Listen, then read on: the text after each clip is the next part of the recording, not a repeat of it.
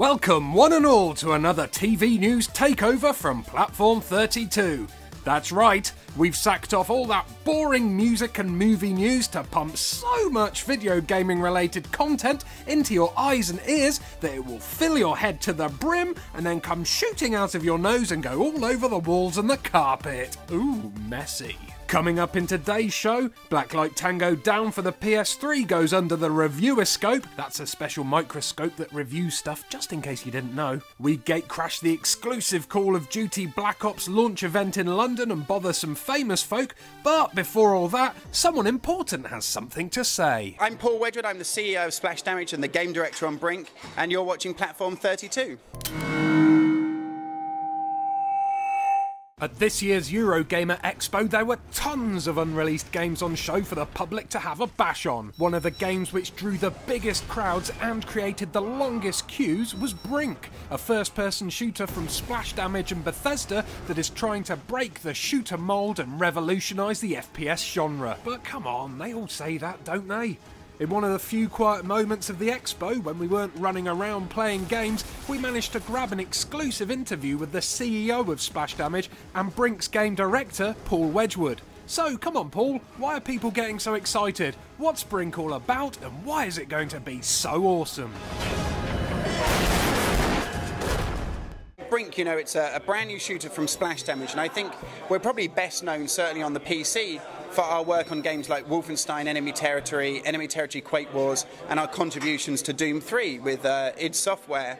But Brink is a brand new title, it's a brand new universe. The game takes place in 2045, but at its heart it's absolutely a shooter. It's about running and shooting at other people, be they players or AI. As far as the game is concerned, because we'd made shooters for such a long time beforehand, the first thing we really wanted to improve was the movement system. You know, shooters have for a long time suffered from these kind of, you know, artificial constraints. Like, you know, if you walk up to a table, you get stuck on it, when in real life you would just step over it, or you'd run up and over a chair, or you'd slide under a table if you're in combat, or climb over a 3-foot wall. And in shooters, you're typically unable to do that unless the level designers put the right entity there and made it, you know, given you permission. And we wanted to do away with all of those artificial and frustrating constraints. So we created a new system that's called SMART. And SMART stands for Smooth Movement Across Random Terrain. And the idea is really straightforward. When you hold your SMART button down, it allows you to vault and mantle and slide and step up and jump up onto surfaces, to climb up over containers, to jump between small gaps. And really it's about, as its, you know, technical designer Aubrey Hesselgren says in our videos, it's about movement and shooting simultaneously. It's all procedural, there are no canned animations that take over control from you or anything, but it means that having removed all of those constraints, you can now focus on the job at hand, which is usually shooting at moving targets. Smart certainly sounds like a great inclusion to the game and a natural progression to the way FPS games are controlled. In fact, I don't know why it hasn't been done before. Another FPS game which features parkour-style movement is Mirror's Edge, which looked great but was a bit fiddly to control, and due to this received mediocre reviews. How does Brink's smart system compare? Better or worse? Better or worse? I think probably the system that we've implemented, although it's a completely different genre, is most closely matched to something like Assassin's Creed 2, where the idea is one of freedom of movement, of being able to get from here to there and doing the things that you could do intuitively in real life. You don't have to think about where your legs and arms are when you're climbing over a chair or a table and work out the steps to involve it. So it's counterintuitive to make you hit X, then Y, then Z, then push up, then push down on your trigger. But you do want to be able to control where you're looking the entire time, so that's the system that we've implemented in Brink. Ah, definitely better then. Sweet! Don't go anywhere folks, we'll be back with more Paul Wedgewood in just a jiffy.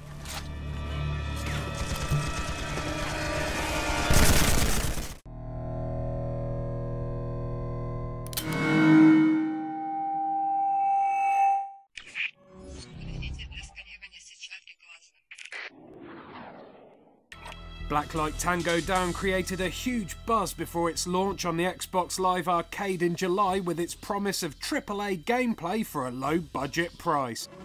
But when it finally launched, it created quite a split amongst gamers. Although it sold over 100,000 copies in the first 3 weeks on Xbox Live, it quickly became the Marmite of downloadable games. Some loved it, others hated it. At first glance, the game was a confusing FPS which chucked you in at the deep end with no instructions and said, get on with it! The lobby system was frustrating and often had you waiting for an age before being able to join a game. Look past the faults though and there was a great little FPS which offered tight controls, detailed customization and addictive fast-paced gameplay lifted straight from the Call of Duty book of shooters. Controversy followed the game though, and PlayStation users were victims of a massively delayed release, although they should really be used to these things now, what with Gran Turismo 5 and everything, and understandably expectant, excited gamers got a little wound up that they couldn't enjoy the thrills of future warfare on their chosen system. Thankfully for everyone, and I'm guessing especially for Zombies Facebook mods who had to put up with months of "is it ready yet?", Blacklight Tango Down is finally here, and the developers have added some exclusive extras and tweaks to the PS3 version to say sorry for the wait. For people unaware of the game, Blacklight Tango Down is an old school stroke new school shooter.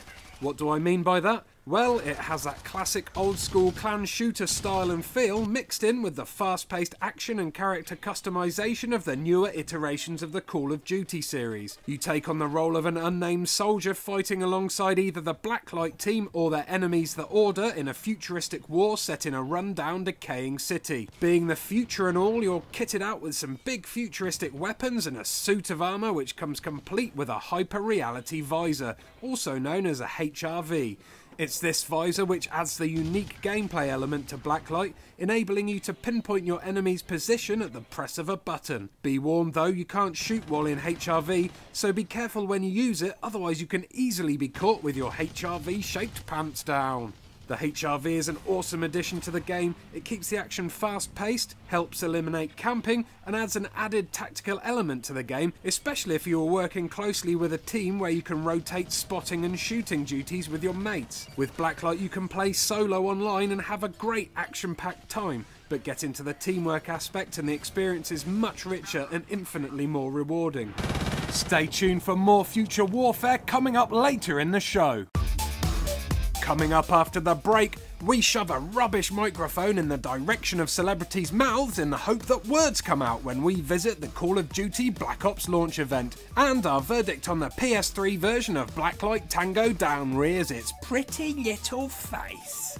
See you in a minute. Or two.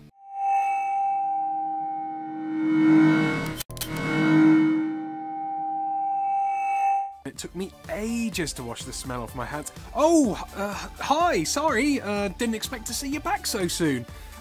We've got the second part of our exclusive interview with Paul Wedgewood coming up, where he goes into more detail about the parkour paradise that is Brink. The Blacklight Tango Down review reaches its conclusion. Is it good? Is it bad? Find out in a few minutes. But first, we speak to Goldie at the launch party for COD Blops. That's what the cool kids are calling Call of Duty Black Ops, you know. Over to me, getting off a tank.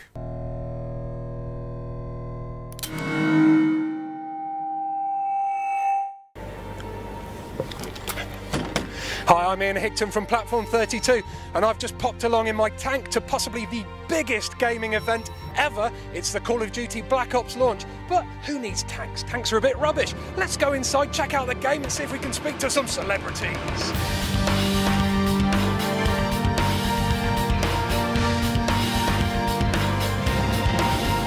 That's right, Activision and Microsoft went all out for the UK launch of Call of Duty Black Ops, hosting the event at none other than London's most famous derelict power station, Battersea Power Station.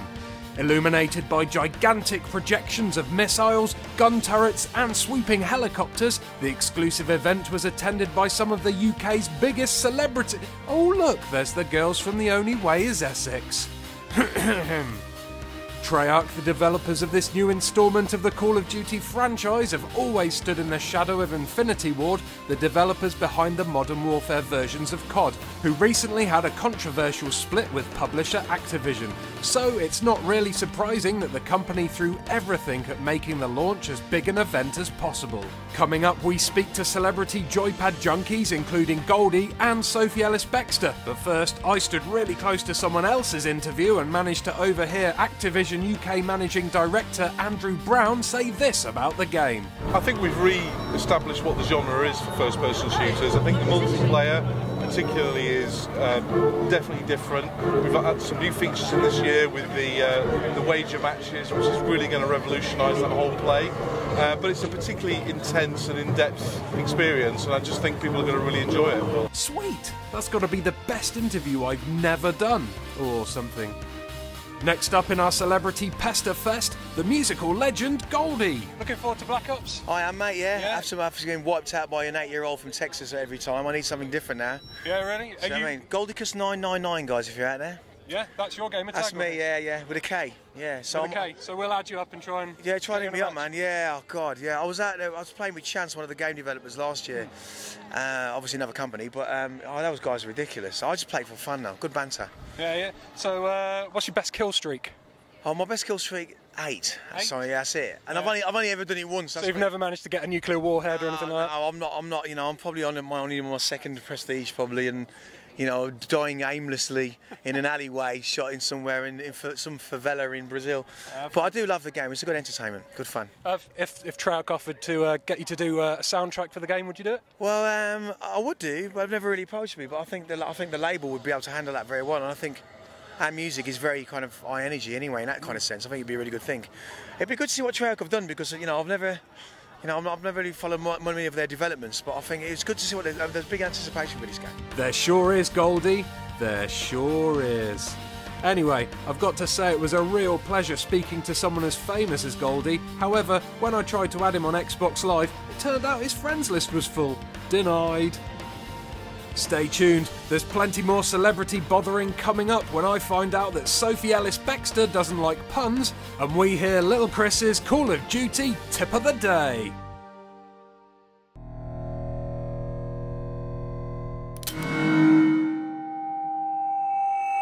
Welcome back to part 2 of our Blacklight Tango Down review. Let's find out what else is included in the game.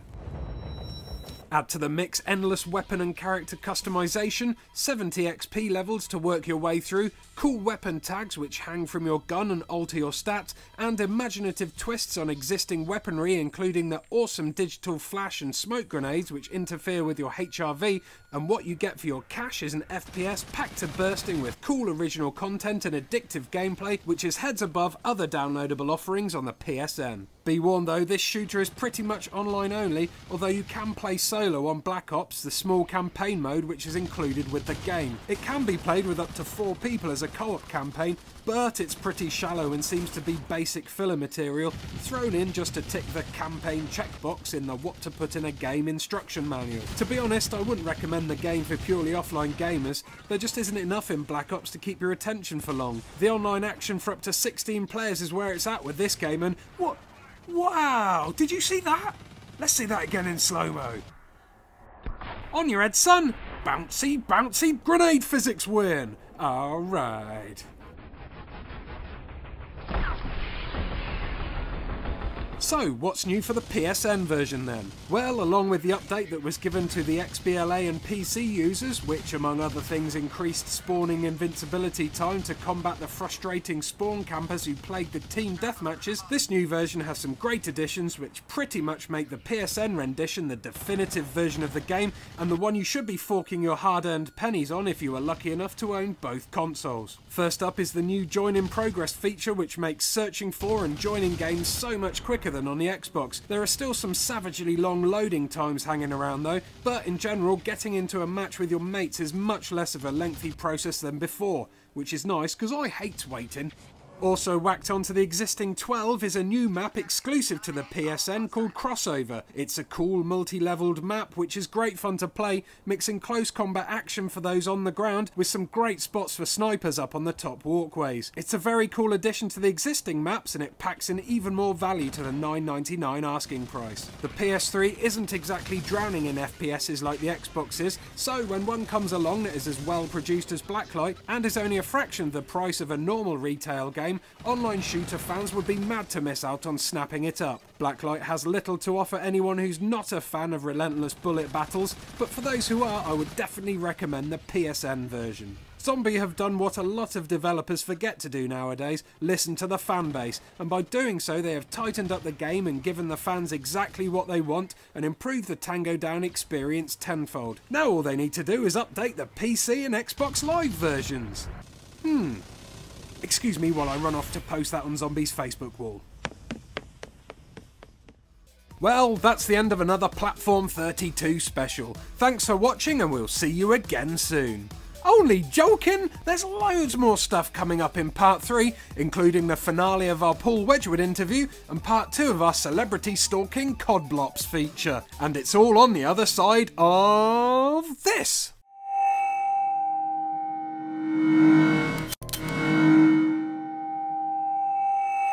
Howdy partners! Welcome to the final part of the Platform 32 special on TV News. Coming up, I get laughed at by Sophie Ellis-Bextor and her husband Richard Jones at the Codblops launch party, and although it looks like I took it quite well at the time, I cried for hours when I got home. But before that, here's the final part of our Brink feature.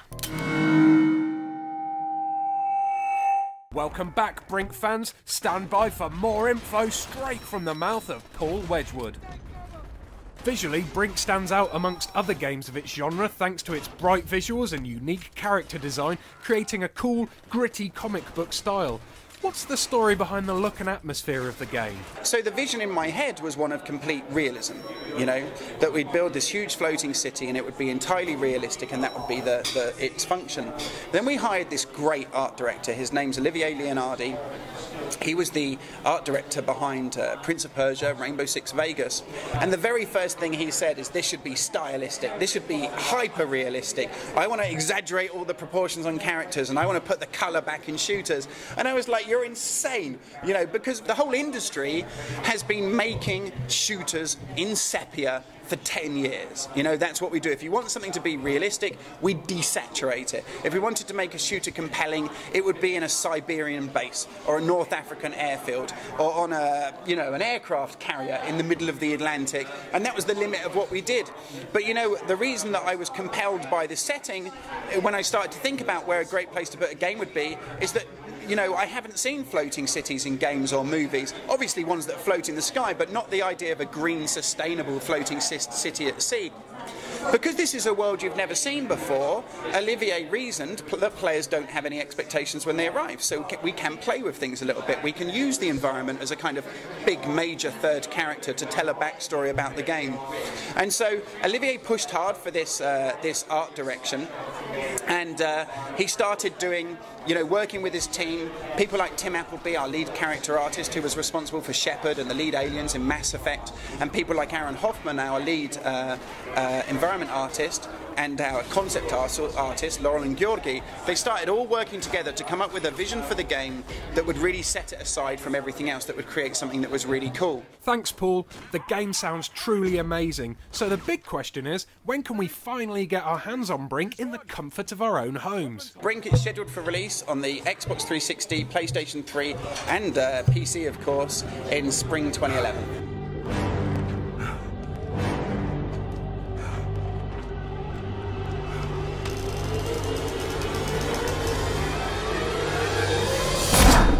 Okay, so I've just interviewed Paul Wedgewood and I really want to play Brink now, but if you look over there, there's like a 2-hour queue to play it. I'm from Platform 32, I'm press, I should be able to play it right now, so, you know, I'm just going to skip the barrier. What's the worst that can happen, eh? So if I hand the microphone to my camera up, Bruce there. Thank you, Bruce.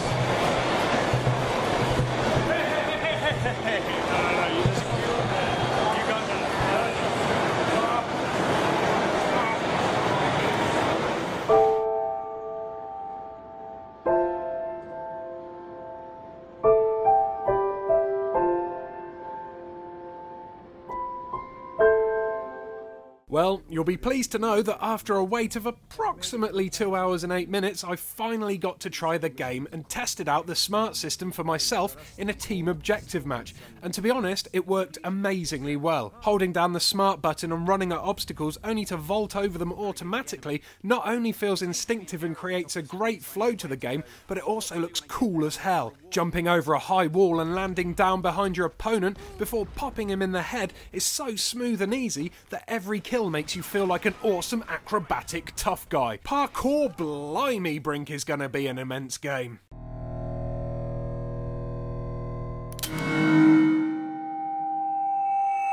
Welcome back to the Frontline Marines. The celebrities at the Call of Duty Black Ops launch event kept coming, and next on my list for interrogation was Rock School winner turned TV presenter Lil Chris. Lil Chris. Lil Chris. Little Chris. Yeah, I'm quite good on COD. I'm not gonna lie. Probably am like, I'm 1,400,000 in the world. Ah, fair play. Which is not bad, huh? What's your best kill streak? Best kill streak? Oh, it's only 22, but...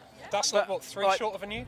Yeah, that's 3, yeah, but I go for the sort of tactical approach where I go for, I have emergency airdrop, Predator missile, Harrier, because I see that gets me more kills in the match and gets me higher up the tables in the match than it does. Then I get a win streak rather than a kill streak. I got the AC-130, the big plane, but I can never get it out. to it. So, exactly. So go for the smaller kill streaks. You'll get them straight out there, mate, and you'll be winning all the matches. And that's Little Chris's Call of Duty tip of the day. That's my tip of the day, yeah, mate. Thanks, Chris. I'll be sure to try out your recipe for success next time I jump online. Now, my gaming friends, witness comedy genius as I speak to Sophie Ellis-Bextor and her husband Richard Jones. He's the bassist from The Feeling. So you don't strike me as a video game fan, really. Well, you've got two choices: either me that's really into it, or my husband who's with me that's really into it. Are you really good at it? Is there going to be murder on the game's console? Oh, I hate to ruin the pun, but that was terrible. Yes. Sorry. You got groans from all areas there. I'm good at doing that for some reason. So the fella is one of these your fella? This is my husband, This is Richard. your husband. So you're the gamer, are you? I might be, yes. So you've dragged an unwilling girlfriend along? I've been to a few parties with shoes and clothes and things, and so when we were turning up and there were tanks and stuff, it's like, see, this is how it feels. Yeah, fair play. This is the flip side. So you're an online gamer, or do you just play single player on your own? I love the single player thing, and I tried the online thing, and then I realised that hours of my life were disappearing, because at least with the game there's a kind of finite amount of time. With online you can just disappear into it forever, but it is fun. It's very addictive. So you've never been able to convince Sophie to get, team deathmatch, get her on your team and get in there? I've tried, but she likes reading books. As game launches go, the Black Ops event has to be the biggest one I've ever seen. In fact, it's got to be the biggest the UK has ever seen, to be honest, but it all means nothing if the game's rubbish, right? Well, after getting back home and playing Black Ops for about 8 hours straight, I have to say that I absolutely love the game. The campaign is an awesome, thrilling ride, and somehow Treyarch have made the multiplayer feel fresh and exciting again after a weirdly dull effort from Modern Warfare 2. Plus, the RC bomb car has to be the coolest thing in any video game ever. Mission accomplished. Good work. Well, my friends, that's another P32 special done and done. I'm off to somehow try and erase the humiliating memories of being laughed at by famous people, but I'll be back soon with more video gaming news, reviews, previews, interviews and anything else that ends in news on TV News, which also ends in news. Don't forget to check out the P32 website, www.platform32.com, for all our latest videos, and make sure you pop along to the Facebook page and give it a right good liking. Links are on the website. Now over to someone who probably made derogatory gaming related jokes at my expense during the intro to this show for news on this week's competition. Go win stuff!